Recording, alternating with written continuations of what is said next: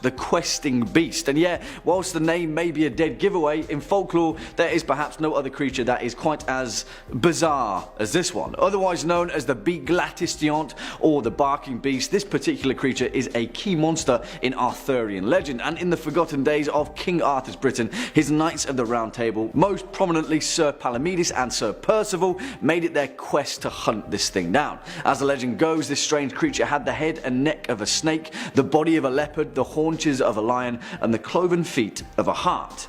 The name, primarily Beaglatistion, comes from the great noise that it emits from its belly, a barking noise that allegedly sounded like 30 couple hounds questing. Bizarrely enough though, the legend of the questing beast is allegedly a variant of the mythological medieval view on giraffes. Perhaps the most memorable appearance of the questing beast in Arthurian legend was in Thomas Malory's Le Morte d'Arthur, where after he had an affair with his half-sister Morgan, they didn't know they were related at the time, just FYI, the questing beast appears to Arthur in a disturbing vision drinking from a clear and still pool. In that same dream, he sees a prophecy that foretells Mordred's destruction of Camelot, and he then intertwines the two. Later on, Merlin reveals to Arthur that the questing beast was actually born of a human woman, a princess who lusted after her own brother.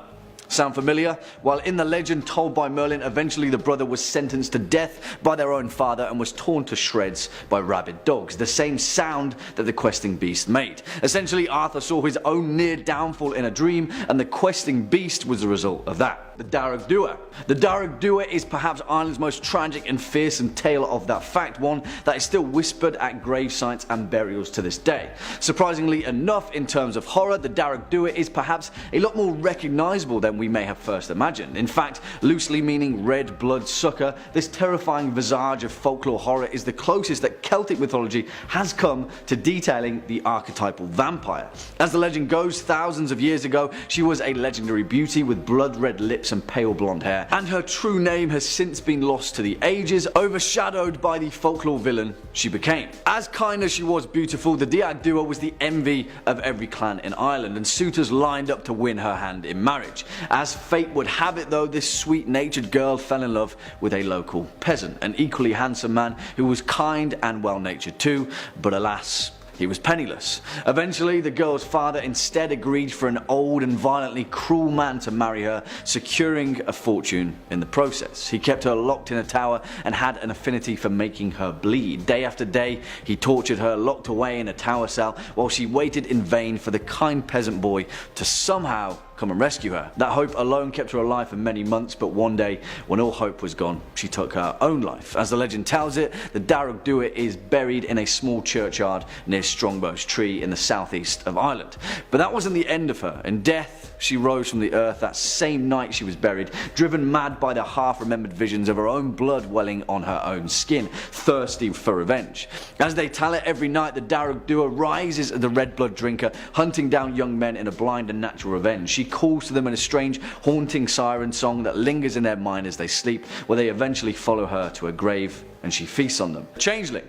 Because we can't really talk about Celtic folklore without describing some of the most prolific entities in the mythos of both Celtic and European culture. The Fae, fairies. In Ireland, the Tuatha De Danann and the Banshee, the people of the mounds, and a race of mythical and mystical entities that have since established themselves in playing some of the most important roles in Celtic folklore. In Irish and Scottish mythology specifically, the Tuatha De Danann were considered to be the people of the goddess Danu, the mother goddess, and later they eventually evolved into a far more supernatural design. It is said that the fairies of Celtic folklore could bestow great blessings and equally dangerous curses, and perhaps one of the most terrifying examples of that is with the Changeling, a fairy child left behind in place of a stolen human child. Now, although the theme itself has been used to explain away many unexplained afflictions, diseases and disorders of the time, the cultural significance of the Changeling, particularly in horror literature and cinema, has been pretty staggering. You see, it plays on one key parental fear of a child becoming uncanny, a split double of their former self. A changeling is typically identified by a number of unusual traits. In Irish legend, a fairy child may appear sickly or will cease to grow in size like a normal child would. In many folklore legends, these changelings grow notable physical characteristics. They may grow a beard or grow long in the tooth, literally. Critically, they may display an intelligence that is far beyond their years, as well as develop the power of foresight. They will know things that should be outside of their knowledge, harnessed by the power of the Banshee. In some very rare cases, it was the very elderly of a fairy that was replaced as a changeling, so that the old fairy could instead live in comfort, being coddled by its human parents without them ever knowing. In folk legend, protecting oneself from a changeling was of the utmost importance, and simple charms such as an inverted coat or open iron scissors left where the child slept were required to ward them off. Balor. And truth be told, we can't really have any other creation of folklore as our number one spot.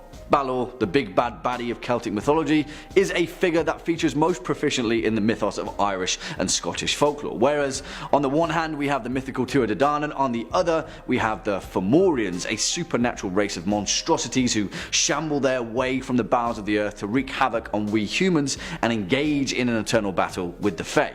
In Celtic mythology, this guy is the tyrant leader of them all. He is often described as a giant with one single large eye that wreaks destruction wherever it casts its gaze. Where have we heard that one before? Perhaps derived from the common Celtic word Balaros, meaning the deadly one, Balor is the be-all and end-all of destruction and devastation in the ancient history of the British Isles. Believed to be the personification of blight and drought, it was written in prophecy that Balor would eventually be slain by his own grandson, Lug, who would become the storm god of Celtic mythology and bring an end to the suffering that Balor wrought. From his fortress on Tory Island, in many myths and legends, Balor is described as a giant eye at the top of a tower that when opened carves a path of destruction in its wake. As many legends tell it, once open it could destroy entire armies with a single glance. Although in many other instances Balor is a humanoid figure that walks beside men, as some folklorists described, he had a single eye in his forehead, a venomous fiery eye. There were always 7 coverings over this eye, and one by one Balor removed them. With the first the bracken began to wither, with the second the grass became copper coloured, with the third the woods and the timber began to heat, with the fourth smoke came from the trees, with the fifth everything grew red, with the sixth it sparked, and with the seventh they were all set on fire and the whole countryside was ablaze.